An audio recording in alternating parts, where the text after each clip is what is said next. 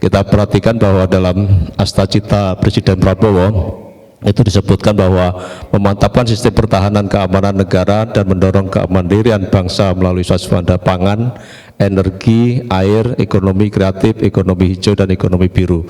Jadi kalau kita perhatikan di situ kan kaitannya kalau pertanian dengan pangan sudah jelas gitu ya. Tapi mungkin ini saya agak nyimpang dikit bagaimana kaitan daripada pertanian dengan energi. Ini sangat erat sekali ya. Kalau dulu di MP ada Lisdes, listrik pedesaan, ada pelajaran itu, dan juga Pak Komarudin salah satunya profesor yang membimbing kami, juga ada beberapa dosen yang terkait, yang itu memang sangat perlu. Jadi mungkin nanti kaitannya energi, terutama nanti bio. Jadi ada bioenergi. Bioenergi ini agak unik dibandingkan energi lainnya. Kalau energi fosil, migas, panas bumi, kemudian lainnya itu hulu hilirnya ada di Kementerian SDM.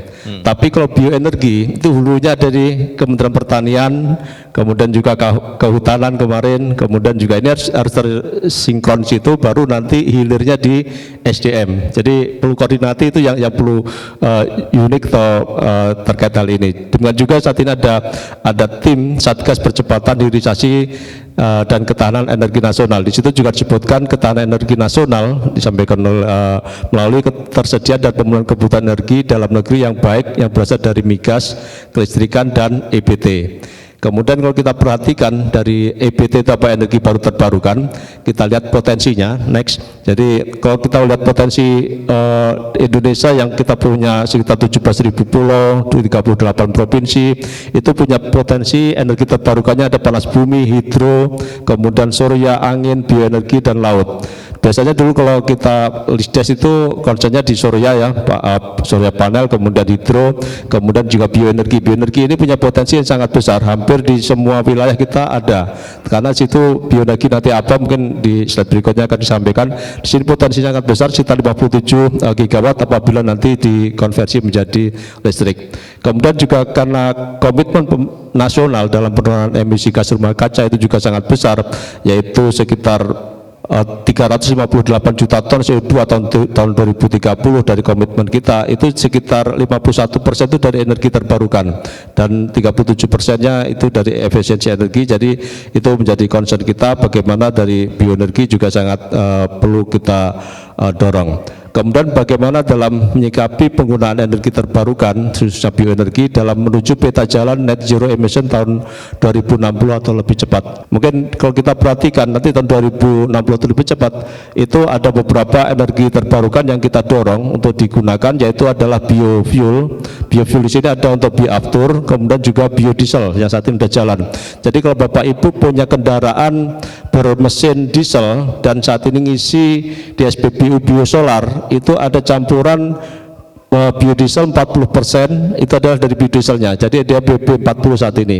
Kemudian juga kalau kita juga demikian dengan Dexlite, itu juga ada campurannya 40% dari B40, dan nanti tahun 2060 kita harapkan meningkat sampai B60.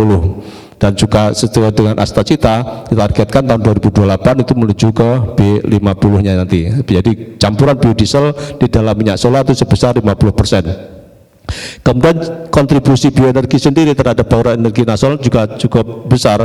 Tahun 2024 itu capaian EBT itu 68%, itu kontribusi dari bioenergi itu hampir 69,58%. Jadi cukup besar. Di situ dari ada biogas, biomasa, kemudian BLT bioenergi, dan ada biofuelnya tadi. Dan capaian inilah terus kita dorong terkait dengan penggunaan bioenergi. Nah, bioenergi sendiri itu apa? Next, mungkin kita perhatikan bahwa bioenergi merupakan energi terbarukan yang berasal dari sumber daya hayati atau organik, di mana situ disebutkan sumber daya bioenergi itu ada tanaman energi. Jadi tanaman energi saat ini mungkin kita masih berbasis dari tanaman seperti akasia, bongam, kemudian juga kaliandra, kemudian turi, lamtrogong, dan sebagainya. Itu yang kita bisa manfaatkan menjadi biomasa yang bisa menggantikan batu bara. Jadi bioenergi ini salah satu jenis energi terbarukan yang bisa menggantikan semua jenis energi fosil. Batu bara digantikan dengan biomasa, natural gas atau gas bumi digantikan dengan biogas, kemudian nanti dari bahan bakar minyaknya atau yang minyaknya gasolin dan sebagainya, kemudian minyak solar tadi kita gantikan dengan biodiesel tadi, itu dengan dari tanaman-tanaman oil crop atau tanaman yang menghasilkan minyak nabati. Dan situ yaitu seperti saat ini kita kelapa sawit dan ada bunga matahari, tebu, kedelai, jarak, jagung, olive, kemudian rapeseed. Dan Allah Tuhan Yang Maha Esa ini sangat adil. Indonesia dengan Asia Tenggaranya dikaruniai dengan sawit, Amerika dengan soybeannya, kemudian Eropa dengan rapeseednya. Jadi sebenarnya sudah diatur masing-masing ini sesuai dengan geografis dunia ini gitu. Jadi bagaimana kita saling membutuhkan tadi. Dan salah satu keunggulan dari sawit ini mempunyai produktivitas per hektar yang paling tinggi dibandingkan minyak nabati lainnya seperti dari rapeseed maupun soybean tadi. Kemudian juga pemanfaatan limbah itu juga menjadi bioenergi, juga menjadi konsumsi kita bersama. Bagaimana bioenergi itu tadi saya sebutkan bisa untuk biogas, biomasa maupun bahan bakar nabati. Dan biodiesel saat ini sudah menjadi B40, bioetanol E5, kemudian green fuel, yaitu kita menggantikan minyak bio menjadi bioaftur, dan nanti dari situ kita dorong menjadi untuk menggantikan afturnya sendiri. Jadi Bapak Ibu, kalau kita perhatikan dari sini bagaimana peran pertanian sektor pertanian terutama dari Fateta gitu ya, Fateta atau kemudian teknologi pertanian. Kebetulan saya juga di MP dulu belajar juga mesin pertanian, kemudian juga bagaimana menggantikan bahan bakarnya, itu juga kita saat ini kerjasama menggunakan tadi biodiesel supaya bisa menggantikan minyak solar tadi. Kemudian juga saat ini kita ada kajian juga bensin sawit untuk bisa menghasilkan untuk menggantikan nanti gasolin.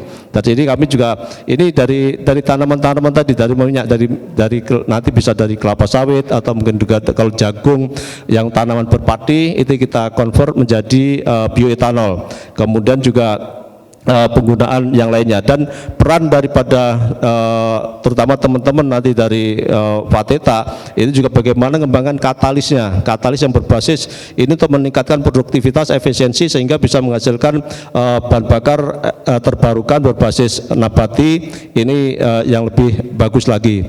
Kemudian juga tadi dari biogas itu dari limbahnya ya, limbah pertanian atau mungkin dari industri pertanian yang ada ini kan selalu banyak limbahnya. Bagaimana limbah kita convert menjadi biogas kita upgrade menjadi biometan sehingga nanti bisa menggantikan LPG.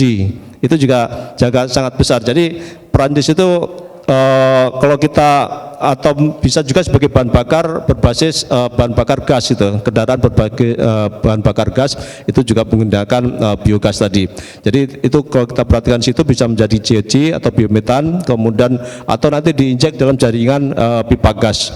Kemudian biomasa sendiri itu yang mesti saat ini ada. Biomasa sebenarnya dari dulu udah kita gunakan ya, dari nenek moyang kita dulu kan banyak untuk masak itu kan dari biomasa tadi. Tapi ini kadang-kadang saat ini justru kemarin digantikan dengan LPG atau kerosin, kemudian LPG. Kemudian saat ini begitu ada jarang kembali lagi ke biomasa tadi. Tapi biomasanya bagaimana kita produksi menjadi pellet atau apa sehingga emisinya rendah gitu. Jadi mungkin kompor kita pun juga tidak, tadi sudah sebutkan juga di depan, kompor kita bagaimana kompor yang bersih, energi bersih biomasa, tapi nanti emisinya rendah. Jadi tidak menimbulkan jelaga lagi seperti dulu mungkin ibu-ibu atau orang tua kita. Pak Edi, itu yang menit lagi ya Pak ya. Betul, itu yang kita dorong. Ini capaian-capaian dari bioenergi, bagaimana mencapai target, itu salah satu capaian bioenergi untuk mencapai target itu memang hampir semuanya tercapai. Dari bahan bakar nabati tadi juga bisa terwujud, biomasa demikian juga nanti biogas, dan juga nanti terkait dengan listrik tadi.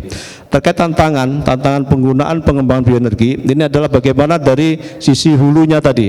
Dari sisi hulu kita keberlanjutan bahan baku ini menjadi tantangan kita semua, dan sini perlu orang-orang yang tahu pertanian juga. Jadi misalnya kalau pengembangan nanti ada sekolah teknik tapi pertaniannya kurang, saya khawatir nanti di hulunya kita nggak nyambung untuk pengembangan bioenergi tadi. Ini yang mungkin perlu kita dorong ya, mungkin terkait dengan Fateta atau juga mesti ada industri pertanian itu ada, kemudian juga bagaimana keberlanjutan bahan baku itu terus ada, kemudian pemetaan produksi dan kebutuhan pemetaan bahan baku untuk ya tadi katalis proses produksinya supaya lebih efisien itu juga tetap ada, kemudian jaminan penyediaan bahan bakar biomasa di dalam negeri, karena ini juga kadang-kadang banyak yang kita diekspor keluar gitu ya, koordinasi. Tapi kalau bisa manfaatkan dalam negeri, nanti kalau diekspor keluar malah dibakar di luar, jadi unsur haranya, mineralnya malah dibawa keluar, tadi tidak dibawa ke dalam. Jadi kita manfaatkan sebanyak mungkin nanti untuk di dalam negeri. Itu Bapak Ibu mungkin terkait pemahaman kita terkait bioenergi. Dan kami juga mengingatkan kembali, karena kayak kemarin penerimaan ASN itu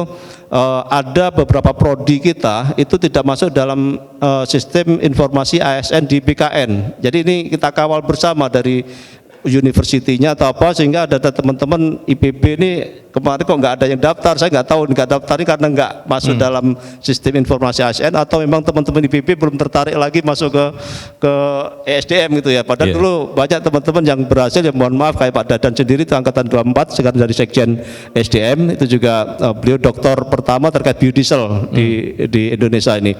Demikian mungkin yang bisa kami sampaikan, mudah-mudahan teman-teman nanti juga tertarik untuk kami juga berjuang, mudah-mudahan nanti ada teman-teman dari IPB untuk melanjutkan yang tahu tentang terutama mengembangkan bioenergi ini, karena di hulu hilirnya itu unsur pertaniannya, kemudian pengembangan teknologinya, dan juga pasca panennya juga sangat perlu kita kembangkan bersama. Terima kasih. Assalamualaikum warahmatullahi wabarakatuh.